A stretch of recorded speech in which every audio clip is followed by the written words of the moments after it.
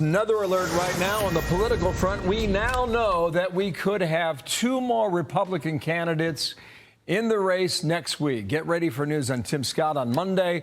And then at some point next week, we think the Florida governor, Ron DeSantis, will make his future clear to us. Karl Rove now joins us, wrote about today in the Wall Street Journal. Karl, good morning to you. Just go ahead and give us your preview now for how you see both gentlemen fitting into this, and what sort of inside word do you have on the DeSantis camp? Yeah, well, first of all, we will have, it looks like, the formal entry of Senator Tim Scott on Monday. An exciting figure. He was recently here in Texas and mesmerized a crowd of about 500 activists and donors at a Republican voter registration conference. And I think we're going to see that on the campaign trail as well. And then Ron DeSantis, who had a very good visit last weekend to Iowa. I wrote about it today in the Wall Street Journal.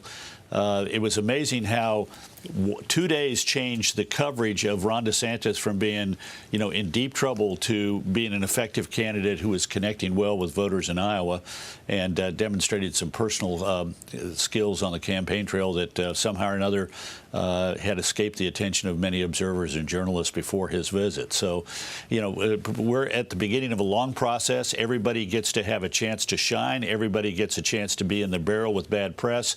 The winning candidate is likely to be the candidate who has the best sustained performance over a long haul, and it will be a long haul, even though it's not that many months before we start voting in Iowa, New Hampshire, Nevada, and South Carolina. Yeah, because here we go again. In your op-ed this morning, your column in the Wall Street Journal, you write this, that Donald Trump has spent months running Mr. DeSantis down, saying he needs a personality transplant, arguing he is only an average governor.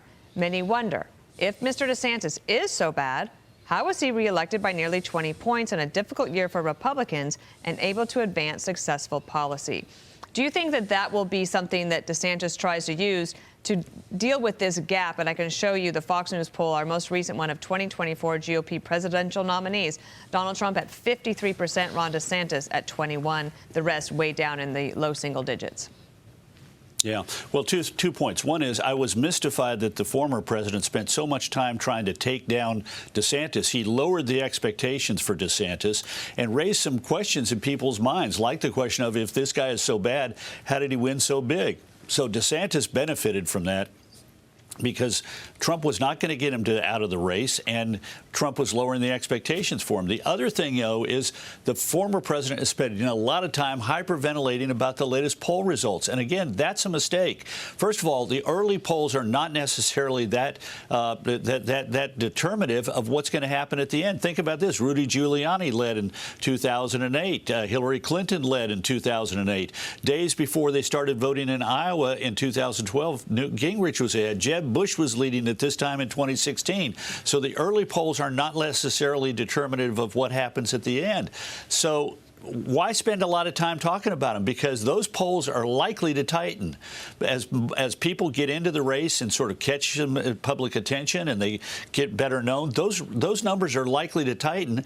And what's the former president going to say then when his margin goes from X to less than X and then less than that?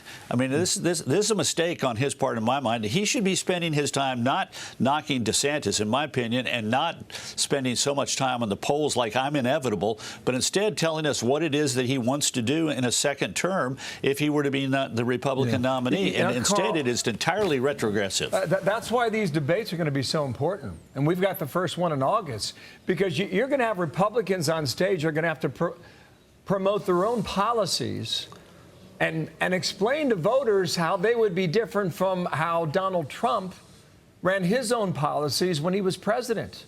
And for a lot of these candidates, there ain't much room. Yeah.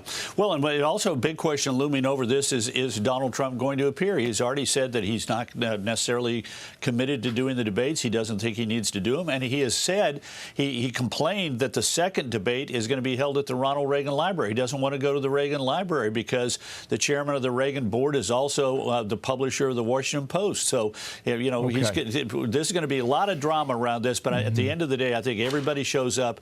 And if they don't show up, it's going to be a mistake, because people are going to be able to grow in the absence of, particularly if Donald Trump doesn't show up, they're going to be able to grow in his absence. We got to squeeze in a break. Thank you, Karl. Great to see you. DeSantis files paperwork next Thursday and maybe the week after, right? Hey everyone, I'm Emily Campagno. Catch me and my co-hosts Harris Faulkner and Kaylee McEnany on Outnumbered every weekday at 12 p.m. Eastern, or set your DVR. Also, don't forget to subscribe to the Fox News YouTube page for daily highlights.